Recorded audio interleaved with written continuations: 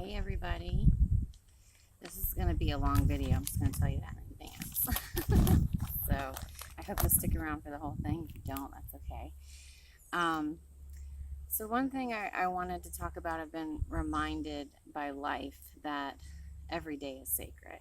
So these episodes are called Sacred Sundays with Sister Cipher. And I'm going to keep it that way. I'm just going to use a play on words and capitalize SUN because it's sunny out every day. Every day that ends in Y is a sacred day. Also, if it's not sunny out, if it's raining, I have all the sun I need in me, so do you. So every day is a sunny day. As a huge bird flies overhead.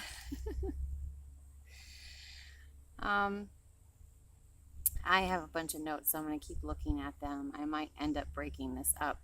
All of my takes will be the first take, like always, but they might be edited and compilated together. Birds are pretty. All right, so some weeks I might post more videos than others. I started posting blessed moments, which are just random moments of my life that I thought were rather beautiful. So I'm going to have a series of blessed moments as well. So you're going to see more posts sometimes, and then sometimes you might not see any at all, because this post itself took me a number of weeks of meditating. Whoa, he swooped in right over the pond. Okay, so this took me a number of weeks of meditating to be able to truly share the story that I want to share today, which is mostly just about uniting the self. Because, yeah, we'll get into it. So, I had to go on my own little walkabout in order to really find the deep meaning of the message that I was trying to get at, because this is something I say all the time. I mean, currently my photo on YouTube, my cover photo is Unite the Self, which is a bunch of different selfies of me. My son, who's 8 and reminds me of my 8-year-old self, keeps me in connection with that side of me. Anyway, he always points out that my selfies they don't all look like me. I look different all the time. So I always say the many faces of Thea. So we created that as a reminder that we need to bring all those versions of ourselves into one in order to truly be our higher self. Okay, so sometimes these posts are going to be sporadic, and I hope that you'll still tune in. I hope that you'll click subscribe and then click the little bell for the notifications so that we can be organic. Like, I don't want you to be programmed. You don't want to be programmed. It's not same bat time, same bat channel. It's not happening that way anymore. So I'm only going to give you what I feel inspired to give you, and it's always going to be real. And that's so much more important than being here every Sunday, and worrying about my lighting, which I still worried about today. So, okay.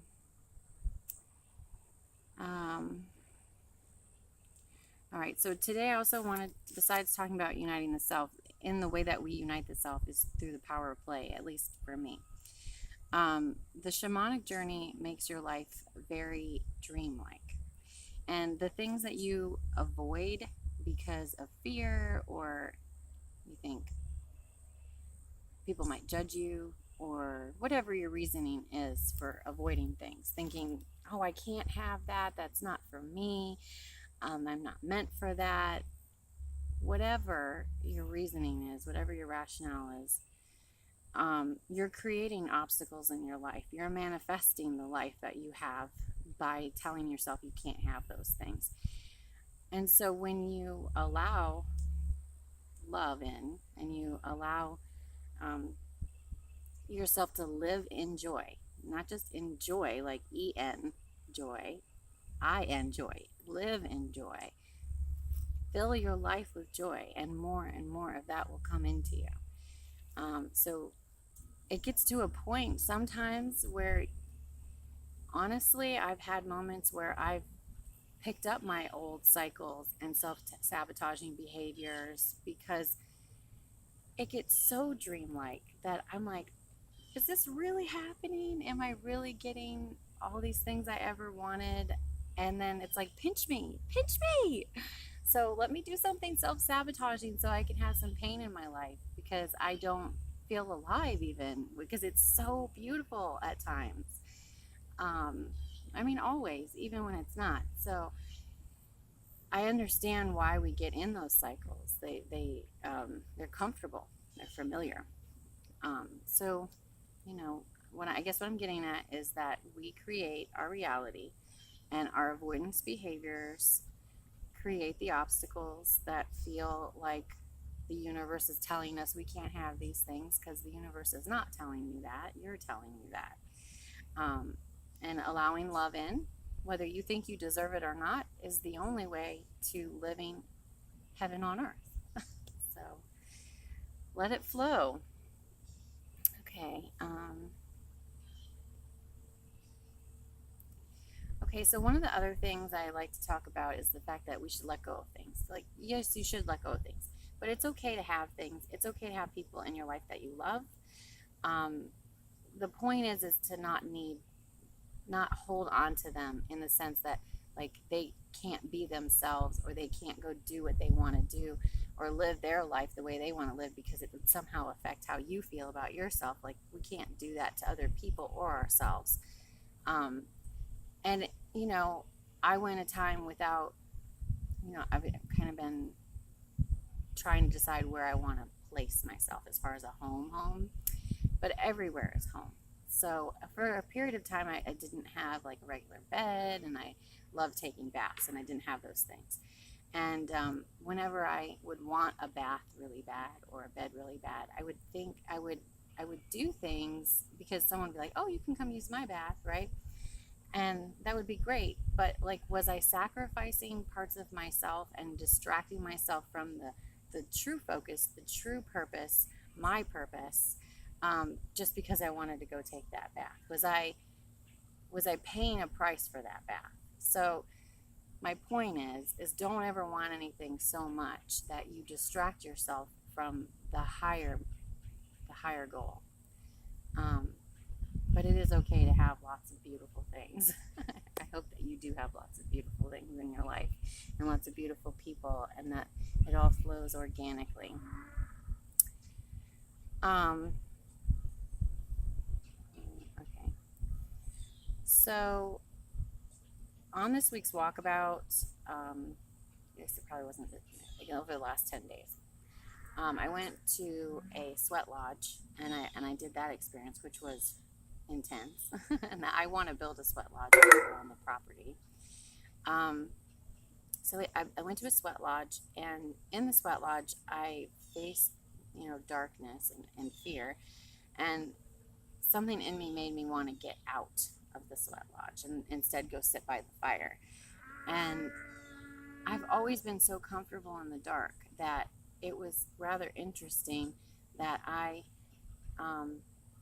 wanted to be in the light. And so it was me needing to say to myself, yes, I don't want to be in this darkness. I want the light. I want the love. And as soon as I did that, I started receiving so many blessings throughout the week. And it was just, I was in tears most of the time. So it's probably why I haven't been on here. So I did a walkabout, and I did a couple other things that, are personal, but just really finding that piece of myself. And here's the reflection I'd like to share from that. So back to uniting the self. When I was like 19, I started reading these books about consciousness, and one of the books was The Mind's Eye by Douglas Hofstadter. And then he also has a book called The Golden Braid. It's about how art and music and science braid together to create. It's rather, honestly, boring, but fascinating at the same time. And then when I was about 21, I started doing these drawings, these obsessive doodles after a near-death experience. And then in reflecting on all that, I realized that my 4-year-old self had made a birthday wish, my wish was that I would never get any older. And I really haven't. I haven't really grown up. I still live in that playful joyfulness. I never ever want to let that go. And I don't think any of us should really let that go. So in myself, that's still there. And then my 8-year-old self saw that people were almost like trying to take that away from me. They were like trying to force me to grow up. They were trying to tell me that life had to be a certain way. And, I'm doing that to my son because I'm telling him, you got to understand how society works. You can work within it and change how you function. You don't have to be like everybody else, but we still have to understand how it works. So that's why we go to school. So anyway, my 8-year-old self recognized that I was being repressed. So instead of allowing them to repress me, I actually visualized putting that 4-year-old happy little self inside a box and like just put it in there. And then I was like, no one's going to take this from me. It's going to be mine forever. I'm keeping it safe. But was I keeping it safe? No, I wasn't, because it wasn't living. It wasn't in the sun. It just like became a seed instead of a plant. And so then, there's things that you don't want to deal with, and you're like, ugh, just shove that down there. I don't feel like thinking about that. I don't feel like dealing with that. And you bury that little self. And I know that so many of you have done the same thing. My story is not that unique. And someday you're gonna have to pull it all out, all that yuck, pull it out, look at it, go, ugh, I hate this. But then under it is this prize, this seed that you can go plant and let it grow and let your higher self come out, which is really just the you that you always were, because you came out perfect and the world just decided to shape you and mold you and then throw you in the furnace to harden you like clay. And you gotta break it. Just be you. So in this journey that I've been going through for God knows how long, essentially it's been since I was put on bed rest at 34, because from 21 to 34 I did all the things I thought I was supposed to do. I gave up on painting and doodling, and I was like, well, I'll go be successful. I was successful. I was a successful real estate agent, and then I worked in the hospital system and moved up to the corporate level, and all I have is a high school diploma. I can do some stuff, but I recognized that making money and having all these things didn't really make life any easier. More money, more problems is what they say. It's not necessarily true, but there were a lot more hands out, a lot more people wanting things, and I was such a giving person that I never really had any more for myself than I did when I had nothing, when I was eating cream corn on toast, which was really good, actually. So the point is that through the journey, like my Reiki teacher, she taught me that you actually go back in a meditation, or however if you believe in astral projection, whatever you want to do, you go back and you give that little self, the 4-year-old self, the love that it needed. Yes, you can be 4 forever. Yeah, your body may grow, but you will always be that beautiful, loving self. And that 8-year-old self, you don't have to do that. You don't have to lock yourself away. I'm going to protect you. I'm going to keep you safe. And we're going to walk through this world together, and I'm never going to make you do something you don't want to do. And give all these selves hugs and say, here, come into my heart. Here, come into my sacral chakra. Help me create. You go back to all those selves, and you have to do that for the selves that got left behind in a traumatic experience, or the selves that got left behind in a romantic moment. There's just pieces of you that are floating around in your memories and not in yourself. And you got to bring them in. Bring them in. Bring them in. Okay. I'm just noticing that I'm pointing out that my daughter is almost 4. Well, not almost. She'll be 4 in May, so she's 3.5. And my son is 8. And so I'm talking about my 4-year-old and 8-year-old self. And my children really, honestly, reflect that so strongly for me. My friends reflect other parts of myself, fears, anxieties, loves, and joys, and remind me of who I am, and bring me back to it. And I think that's why I like connecting with people so much. I don't want to just spend my life sitting in my house watching TV. I don't watch TV, to be honest with you. So back to just talking about my Reiki teacher pointing out that we should all go back and love that self, that little self, and bring it back. Let it know that you are loved. And then my shaman teacher, she taught me to reintegrate it into your heart or wherever in yourself, you know. Just wanted to give credit to that. And then recently, one of my good friends, I'm sorry, I'm getting bit by ants while I'm talking to you. Recently, one of my good friends pointed out that there really is no mission. There is no real purpose. Which maybe that sounds depressing. I don't know. But there really isn't. There isn't. I don't need to save you. I don't need to fix you. You're not broken. You're perfect the way you are. The experiences you went through, the pains that you suffered, they're all part of you. And they all make you who you are. And I wouldn't change anything about you.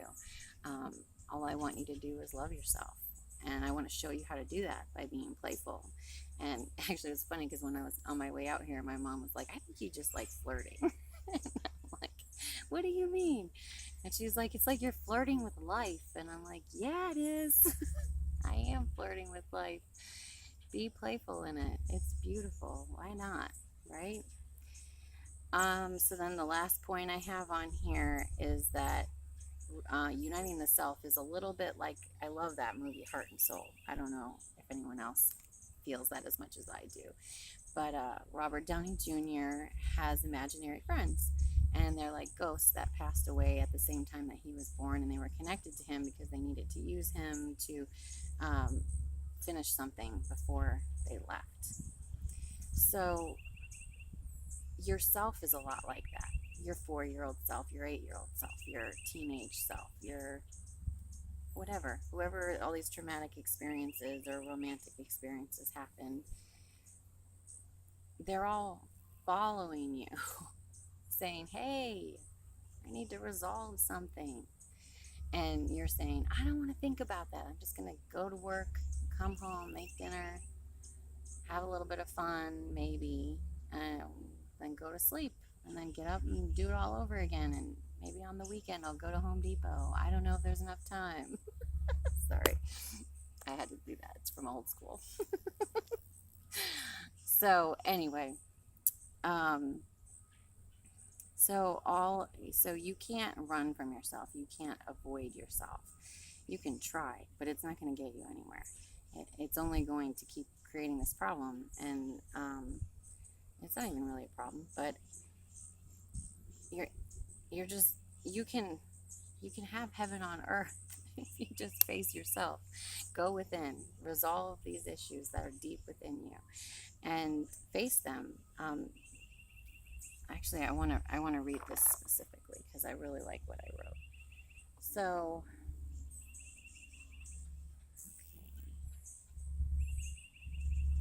So his imaginary friends were ghosts that need his help taking care of something before they move on. You're pieces of yourself that... Are you serious right now? No, I don't want to talk. I'm busy. Thank you. Okay. It was the call. The call is coming. Answer it. Follow yourself. Unite yourself. Okay, you're pieces of yourself that got left behind in a traumatic or even romantic time need resolving themselves. And they need to reintegrate in order for you to really be yourself. You cannot run and hide from yourself. The cycles in your life, relationship patterns, self-sabotaging behaviors, they will not stop until you get into yourself and work it all out. No one can get into your head. No one can clean up the mess in your mind. The same mess manifests into your life as your pineal gland projects what is in its space. Purify the thoughts, feelings, and emotions in your mind. Move that into your heart space and carry it forward into your root chakra.